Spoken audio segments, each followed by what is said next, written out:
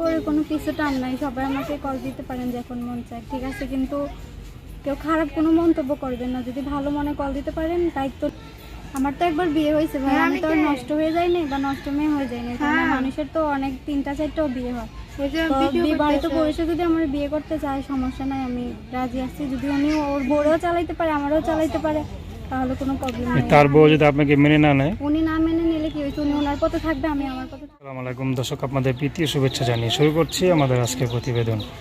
তো দর্শক দেখতে পাচ্ছেন আমাদের সামনে এক আপু দাঁড়িয়ে আছে, আমরা তার জীবনের গল্পটা শুনবো। আসসালামু আলাইকুম। ওয়ালাইকুম আসসালাম।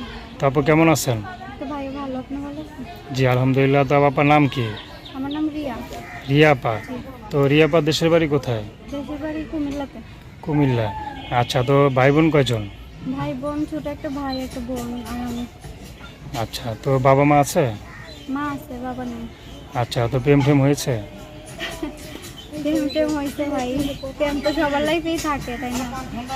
আচ্ছা। ছিল একটা প্রেম, হওয়ার পরে কি করব, বিয়ে করছিলাম, পরে বিয়ে করার 2 মাস পর আর ডিভোর্স হয়ে গেছে।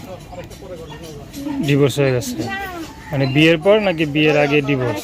বিয়ের পরে ডিভোর্স হয়েছে। আচ্ছা, তো তারপরে কিভাবে জীবনটা পার করছেন একটু বলেন। জীবনটা কিভাবে পার করছি, আমার আম্মু আছে, ছোট একটা ভাই একটা বোন আছে। মানে আমার যার কাছে বিয়ে হয়েছে ওদের ফ্যামিলি চায় না যে আমি আমার মায়ের সাথে যোগাযোগ করি বা আমার ফ্যামিলির সাথে যোগাযোগ করি। আমার মায়ের তো বড় একটা ছেলে নাই বা বড় একটা বোন নাই, আমার বা বড় একটা ভাই নাই যে আমার মার খোঁজ খবর রাখবে। আমার ভাই বোন আছে 2জন ছোট ছোট, ওদেরকে নিয়ে অনেক কষ্ট করে চলাফেরা করে। তো আমি যদি আমার আম্মুর পাশে না দাঁড়াই বা আমার আম্মুর সাথে যোগাযোগ না রাখি, তাহলে ওনার কী হবে? ওনার তো চলতে ফিরতে অনেক কষ্ট হয়, এমনি তো উনি অনেক অসুস্থ। তো এর জন্য ওরা বলছে যে আমার আম্মুর সাথে যদি আমি যোগাযোগ না করি, তো আমি বলছি যে আমার এই সংসারে তো দরকার নেই, যেখানে আমার আম্মুর সাথে আমি কথা বলতে পারবো না বা যোগাযোগ করতে পারবো না। তো তার জন্য আমি চলে আসছি। আর ছেলেতে এমনিতে অনেক খারাপ ছিল, ওর ফ্যামিলি অনেক খারাপ, অনেক অত্যাচার করতো। ওই 2 মাসের ভিতরে অনেক কিছুই দেখছি যেটা সহ্য করার মতো না। তো তার জন্য আমি চলে আসি আর ডিভোর্স দিয়ে দিই। তা আপনার কোনো বাচ্চা কাচ্চা হয় নাই? না না, বাচ্চা হয়নি। আচ্ছা, তার মানে বিয়ে হয়েছে, বাচ্চা কাচ্চা হয় নাই। সংসার করছিলেন কতদিন? এই 10-15 দিনের মতো ছিলাম, বিয়ের 2 মাস পরেই মানে ডিভোর্স দিয়ে দিই। আচ্ছা, মানে 2 মাসের মাথায় সংসারের পুরোটা সব বুঝে গেলেন নাকি? কী করবো, যেখানে মা পেটে রাখছে 10 মাস 10 দিন, ওনার সাথেই যোগাযোগ করতে পারবো না, সম্পর্ক রাখতে পারবো না, তো ওই সংসারে তো আমার দরকার নেই। আচ্ছা, মানে কেন যোগাযোগ করতে দিত না কেন? কেন দিত না ওইটা তো আর আমি জানি না, ওইটা হয়তো ওদের পার্সোনালিটি, ওইটা তো আর আমাকে বলে নাই যে কেন দিবে না। আচ্ছা, বিয়ের আগে কি বলে নেন? না, বিয়ের আগে এরকম কিছু বলে নাই।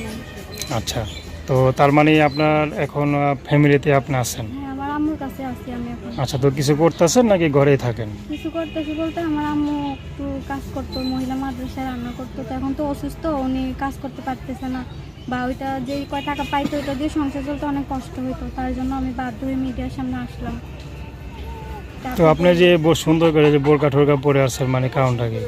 এইভাবে চলাফেরা করি সবসময়, মাদ্রাসায় পড়াশোনা করছি, তো নামাজ পড়ি, এর জন্য আসছি এভাবে পড়তে পারি। আচ্ছা, তো সবসময় পর্দা করেন? জি ইনশাল্লাহ সবসময়। আচ্ছা, তো এখন কি বিয়ে শাদী করার ইচ্ছা আছে? হ্যাঁ, যদি ওরকম একটা মানুষ পাই যে আমার দায়িত্ব নেয় বা আমার এই অসহায়তার কথা শুনে তার দয়া হয় বা আমার পাশে দাঁড়ায়, আমার ফ্যামিলির পাশে দাঁড়ায়, তাহলে অবশ্যই বিয়ে করবো, এরকম একটা মানুষ পাই। এখন তো মনে করেন আপনার বিয়ে হয়ে গেছে, মোট কথাটা সিল মেরে দিচ্ছেন। তো অনেকে হয়তো বলতে পারে যে না, বিয়ে তো হয়েছে, কারণ একবার মেয়েদের বিয়ে হলে কিন্তু দ্বিতীয়বার বিয়ে হইতে অনেক সমস্যা হয়। কারণ বিয়ে হয়েছে, বাচ্চা হোক আর না হোক, বিয়ে হয়েছে, বাসরঘর করেন না করেন, বিয়ে হয়েছে মানে অনেক কিছু। হ্যাঁ, তো এখন এই সময় কি আপনাকে কেউ বিয়ে করবে মনে হয়, বা করলেও করে ওরকম কেউ তাহলে যদি থাকে, বা আমার এটা মাইনা যদি বিয়ে করে, কেন একটা মেয়ের তো 3টা 4টাও বিয়ে হয় আমরা দেখলাম। তো যদি আমার একটা বিয়ে হয়ে থাকে, যদি আমার বিয়ে না হয়, তাহলে আচ্ছা, তার মানে দেখতে কি মাশাআল্লাহ সুন্দর নাকি? কেন, আপনার কি মনে হয় আমাকে দেখে আমি কি সুন্দর না? না, আমার দেখে তো কিছু মনে হচ্ছে না, কারণ আমি চেহারা দেখতে পারতাছি না। আলহামদুলিল্লাহ, মাশাআল্লাহ, আল্লাহ আমারে যতটুকু দিছে সুন্দরই আছে। তো দর্শকরা বলতে পারে যে চেহারা দেখতে পাচ্ছেন, কেমনে বুঝবো যে সুন্দর কিনা?